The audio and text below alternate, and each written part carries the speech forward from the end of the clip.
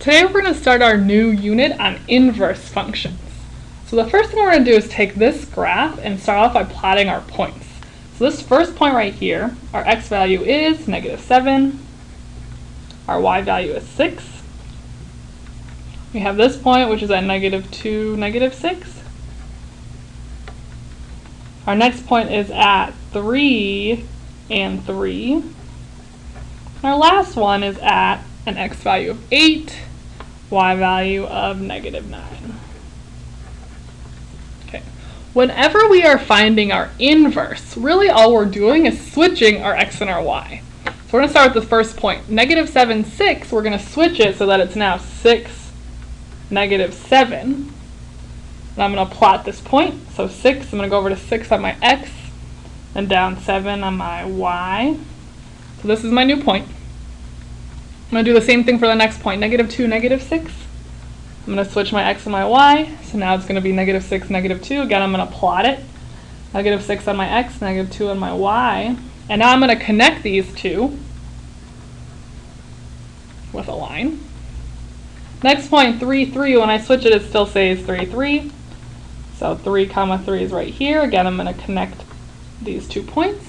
And my last point becomes -9, 8. -9 on my x, 8 on my y. Connect my points. So I just drew the inverse of this function. So this is g of x. I just drew the inverse right here. Is the inverse of g of x a function? So look at the blue graph I just drew. Is this a function? Does it pass the vertical line test? No, it does not. Okay, let's look at a different example now. So same idea, we're going to graph each of these points, the inverse of it. So let's start off with this point right here. This is -9, -6. And we can already plot the inverse of this one. It's going to be -6, -9. So -6 on my x, -9 on my y. My next point is -2, -4, which again I'm going to inverse by switching my x and my y. Now it becomes -4, -2. Connect these 2 points. My next point is at 2, 5.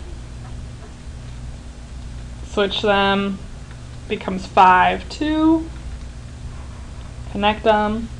And my last point is at 8, 7. Switch them, 7, 8. So x is 7, y is 8. Here's my new function. So is the inverse of this function a function? So does my blue graph here pass the vertical line test? Yes, it does. So what's different about this function than the one that we just did? So why does this one give you an inverse that is a function and this one does not?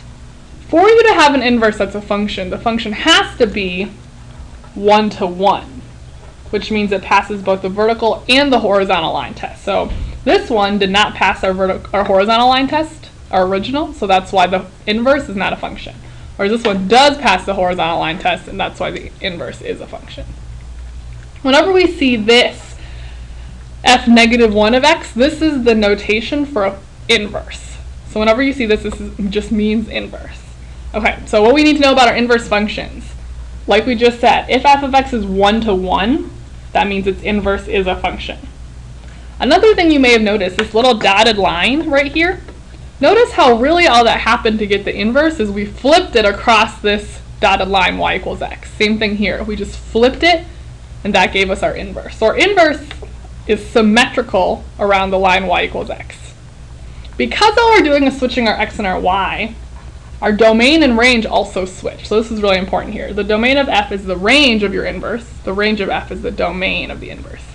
And this next one we're going to be using a little bit more 2 lessons from now. So today we're not going to be using this last one.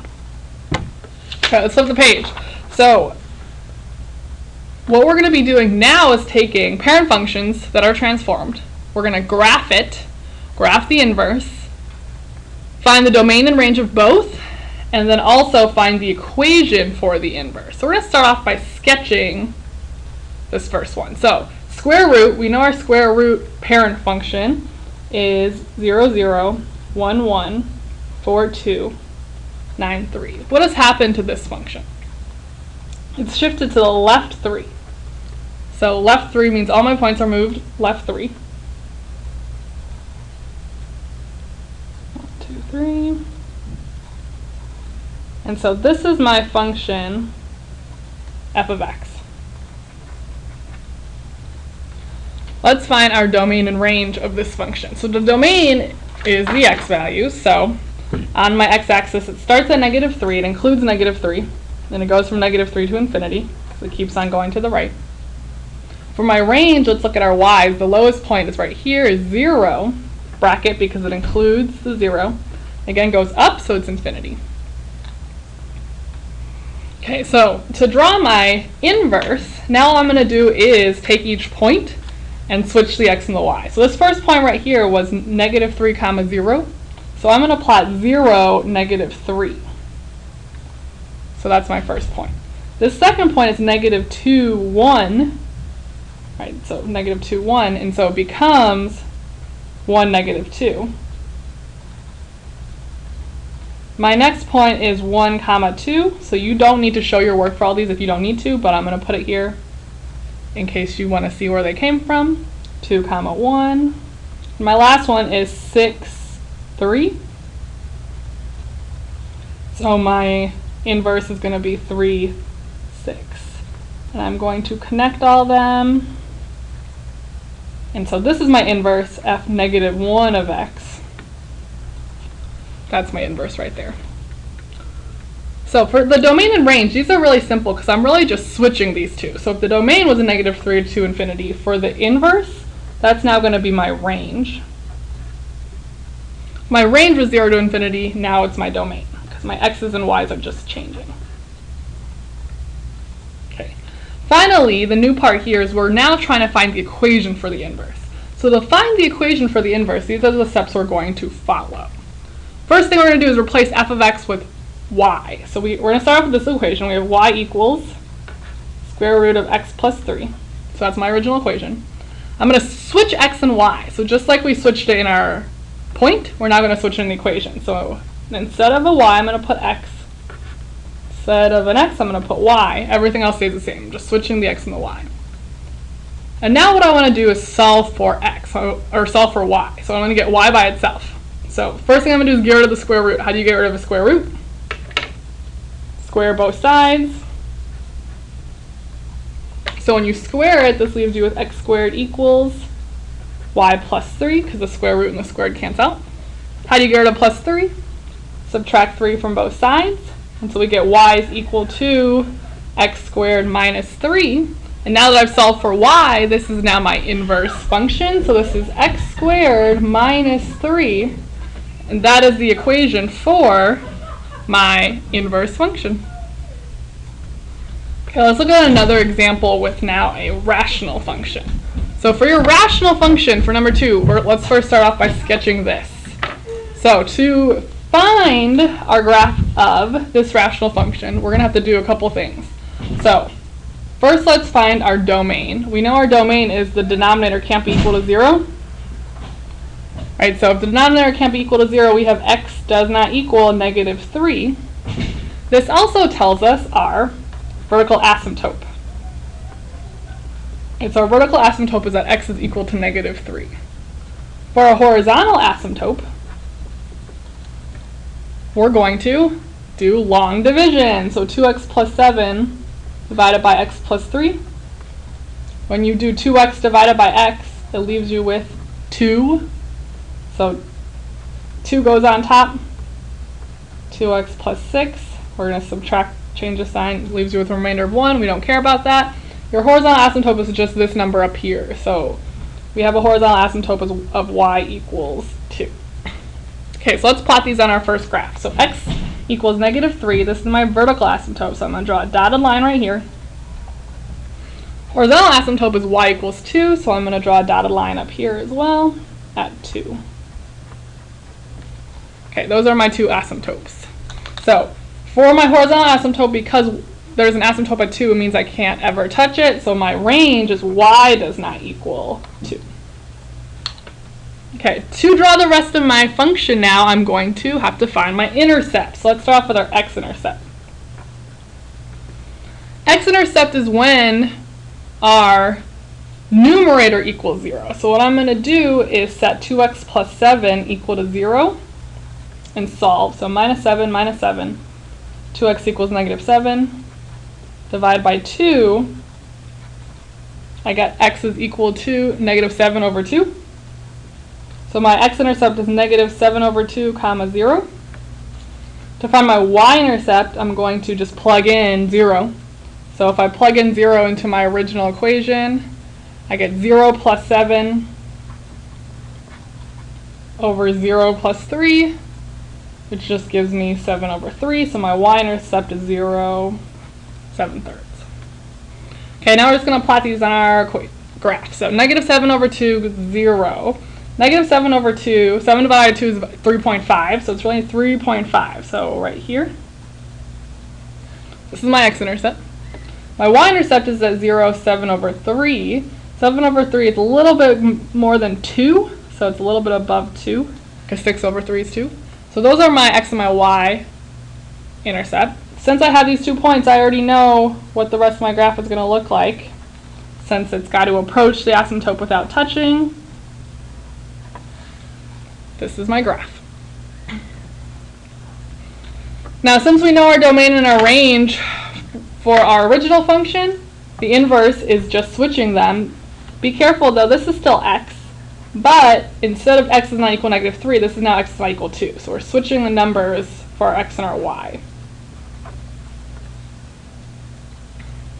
And for our inverse, to graph this, it's actually going to be pretty simple because we're also just switching these two. So our vertical asymptote, instead of being at negative 3, is going to be at 2, because again, we're switching our x's and our y's. And our horizontal asymptote is going to be at negative 3. So let's plot these. X equals 2 means my vertical asymptote is at 2. Y equals negative 3. Horizontal asymptote is at negative 3. And just like with our vertical and horizontal, we're also switching our x and our y here. So our x-intercept is now going to be 7 over 3 comma 0. Our y-intercept is going to be 0, negative 7 over 2. So notice how all we're doing is switching our x and our y. They just switch places. So again, let's plot these. 7 over 3, 0 means a little bit more than 2. This is my x-intercept, so it's right here. My y-intercept 0, negative 3.5 is down here. And I'm going to sketch the rest of my graph using the asymptotes. So there's my graph. So one last thing we have to do here is solve for the equation. So again, we're going to start off with our original equation. We have y equals 2x plus 7 over x plus 3. Our first step is to switch our x's and our y's. So now we want this to say x equals 2y plus 7 over y plus 3. Okay. To get rid of this fraction, what we want to do is get rid of the denominator. How we do that is by multiplying by the denominator on both sides. So when we do that, this gets rid of the denominator.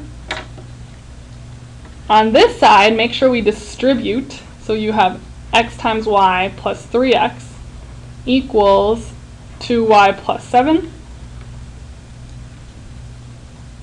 Since we're solving for y, what we need to do is get all of the y's on the same side. So I'm going to subtract 2y from this side. And then I'm also going to get rid of this 3x, move it over here by subtracting 3x as well. So over here, these cancel out.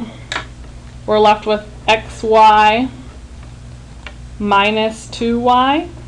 Over here, these cancel out, so we're just left with negative 3x plus 7. So really all we did is we moved all our terms with y onto one side and everything else onto the other side. Okay, to get x by itself, or to get y by itself now, we need to get just one y. So what I'm going to do is factor out a y from both of these terms. Right, so they both have a y in it, we're trying to get rid of that y. So I'm going to factor out a y. This leaves me with x minus 2. We got one last step, because right now this is y times x minus 2. To get y by itself, since they're being multiplied, we're just going to do the opposite, which is division. And now this leaves y by itself. So we end up with y is equal to negative 3x plus 7 over x minus 2. And this is my inverse equation. So I'm going to take this, I'm going to write it right up here. F of negative 1 is negative 3x plus 7 over x minus 2.